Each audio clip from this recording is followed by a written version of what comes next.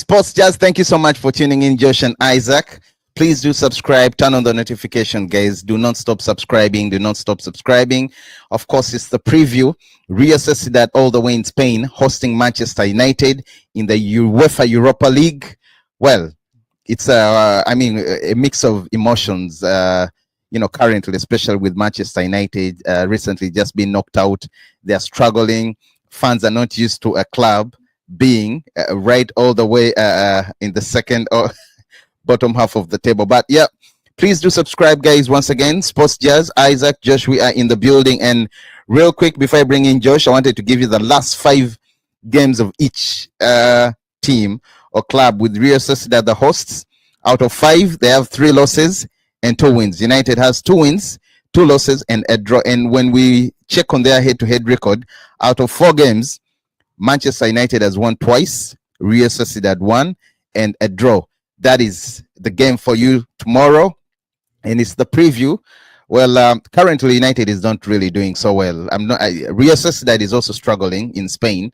They're not doing so well in terms of form. But as for United, we just saw a few minutes ago Ruben Amorim talking about, he was being questioned why Harry Amas and other players like Chido Obi Martin were not registered at the beginning of the season, or rather when he came in after taking over Ten Hag, and he gave his reasons. And you can't really blame him. He's just taken over the club, so it was a bit tricky for him. And not to forget, Harry Maguire and Manuel Ugarte were not in the training today due to minor issues and won't be featuring.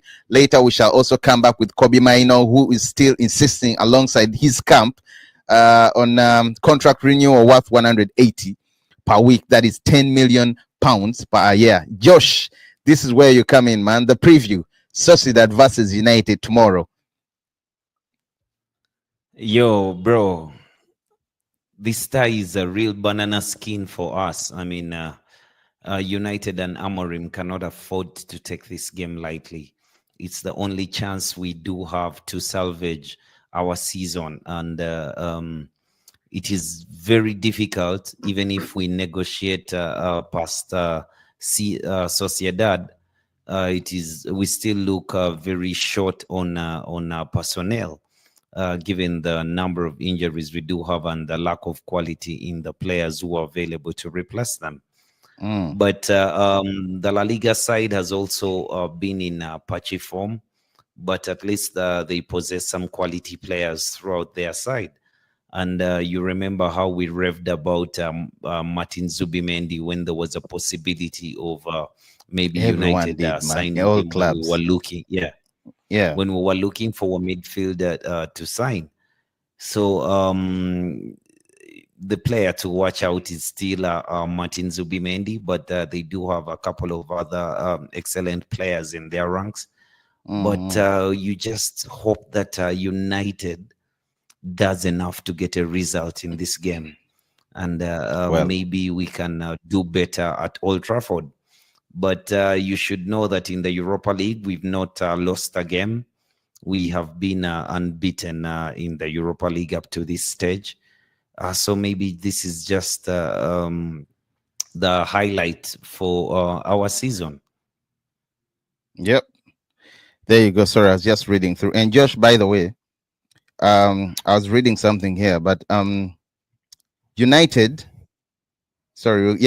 United have qualified directly for the round 16, Josh, finishing third in the league phase with 18 points out of 8 matches. Not so bad.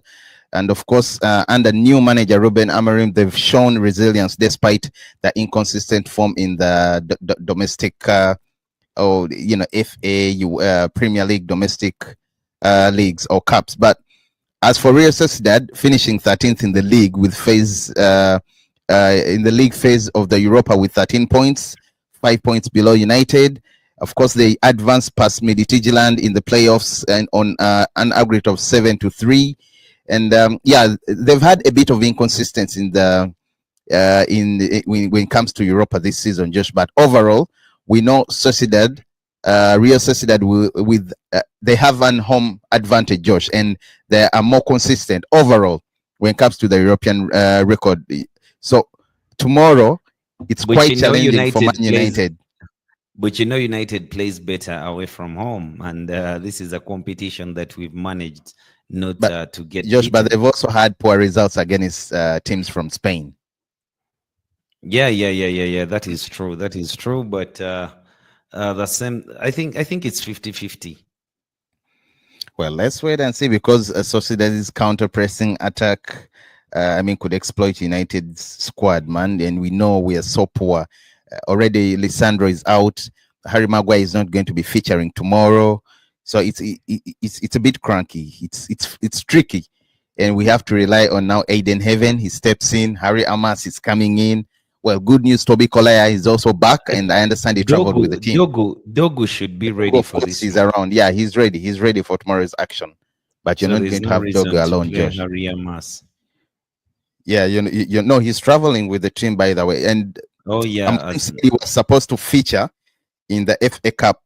You know that the game where we Fulham lost game. to Fulham, but he said he was already tired, because remember they had that fantastic game, Arsenal game, yeah, where they beat Arsenal. Was it 3-2? So yeah, you can't. But yeah, Josh.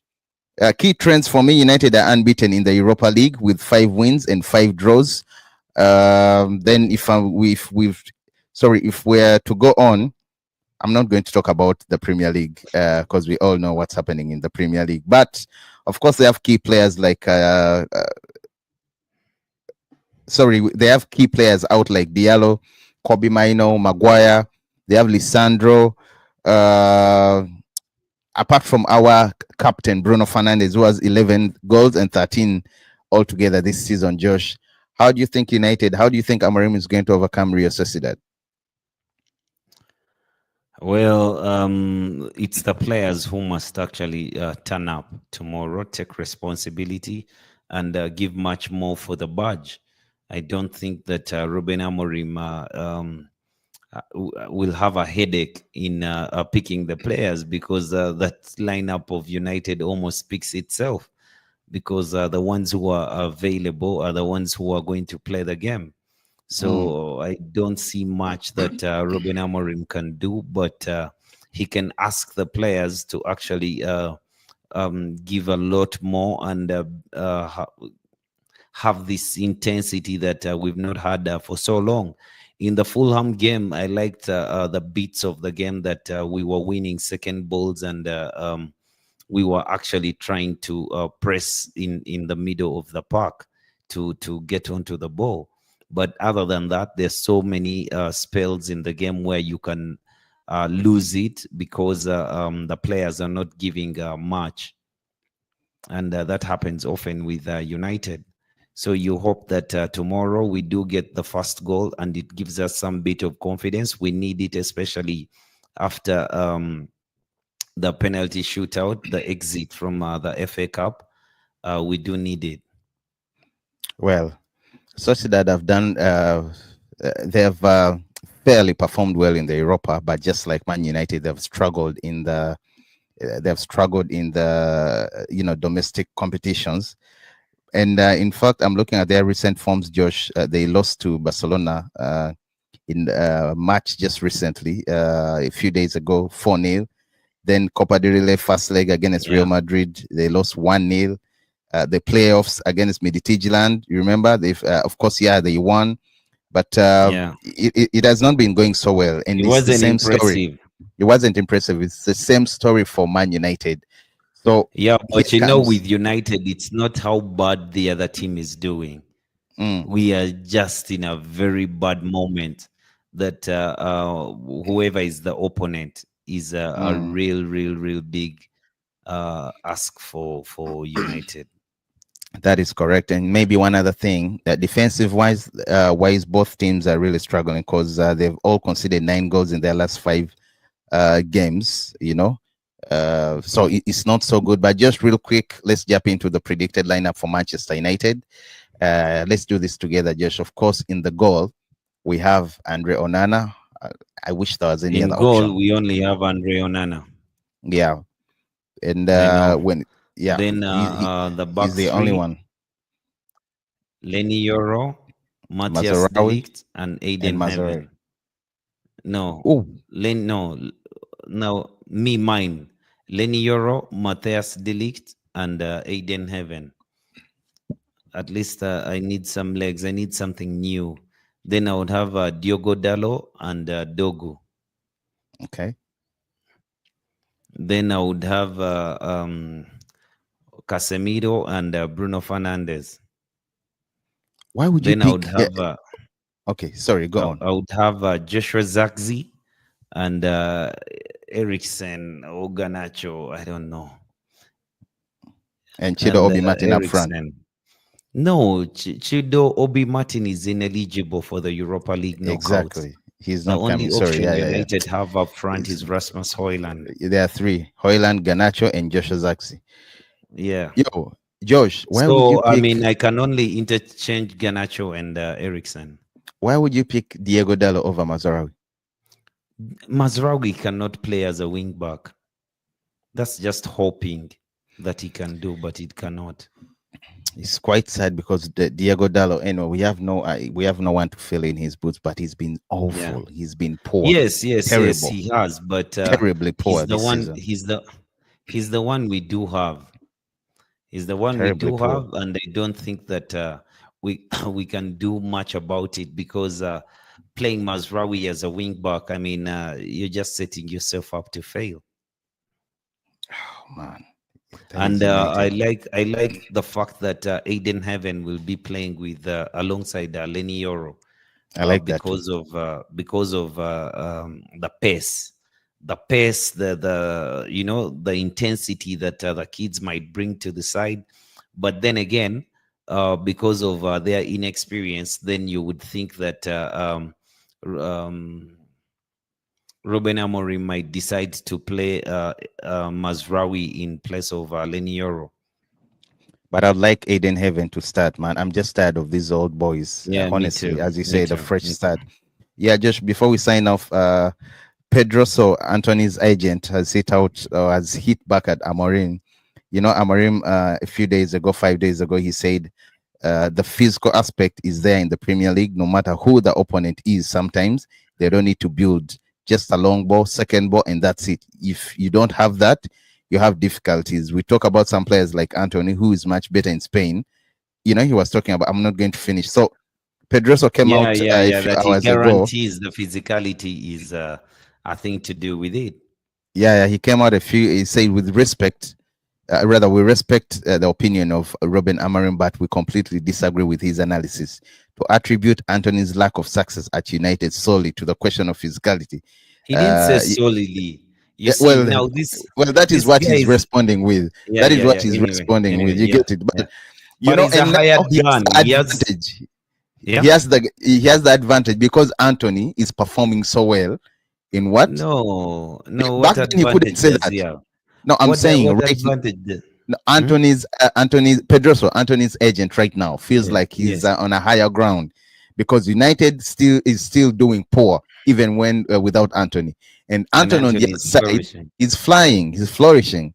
So I think you know, he feels like again, he can the perspective of a manager, even the United fans, we do know. I mean, Anthony had very many other problems that failed him to succeed at United in his short spell at the club, which included allegations against him for domestic violence and stuff like that, which might have thrown him off. But the real thing is the observation of the manager about the physicality is real, because as a Man United fan, you did see Anthony banded over every time he tried to beat his opponent. He was banded over. Even in Spain. Correct. In Spain, he's banded over, but it's not as often as it was in the Premier League. So, I mean, the physicality attribute is there for everyone to see. But so you're with Ruben Amorim on this?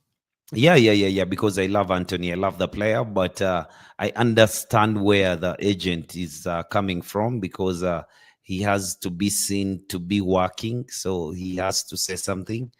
And the moment he said solely, then it means he did not hear the manager. He didn't understand the observation of the manager, because he should take on the observation of the manager. But when he says that the physicality is not solely the reason Anthony didn't succeed at United, then he means there are other issues.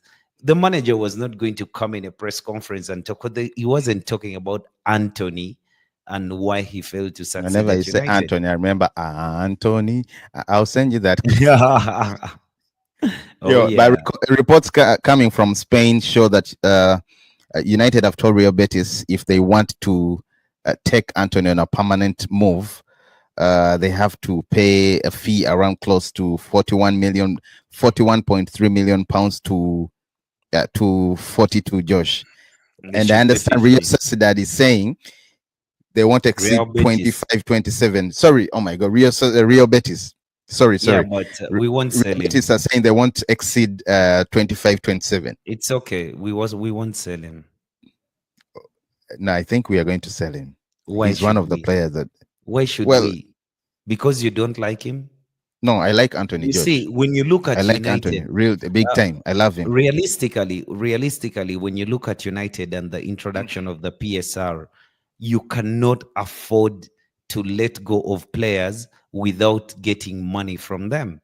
You can't just get 20 million, because you're going to need to reinvest and get those players. And remember, United has all these things around it, the United tax and stuff like that. It's going to be very difficult for you to attract players. And if you have a player of the quality of Anthony,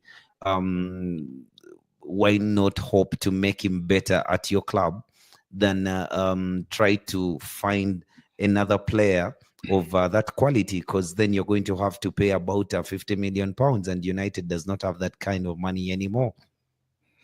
Well, thank you so much, Josh. Yeah, before we end up, Josh, news coming in is Manchester United are in formal negotiations with Rosario Central over signing 18-year-old Argentine centre-back Juan Gimenez. Well, I hope that is true. You know, South Americans, when it comes to midfielders, defenders, they have the best. They have the best, and I hope that is true. Yeah. I hope that is true. And not to forget, of course, Josh, Kobe Mino is still trying to hustle out flex with Man United. He wants contract renewal, talks are ongoing, and he wants 180 per week. And I think that is really over-exaggerated. I would let him go. I wouldn't give him 150. Like, yeah, because if Amad Diallo, who performs so well, is on 120, 100. He's on 100, including bonuses. Josh, 120. Bonuses, I wouldn't know the bonuses, because right now you've not received any bonuses because of how the club is performing poorly. So, I mean, the rumored amount of money for his renewal was 100,000 pounds a week, which is quite good money. And United in the past was paying way too much. But then again, what happens if you give a 20-year-old Mino? He's 19 now. Yeah, he's 19.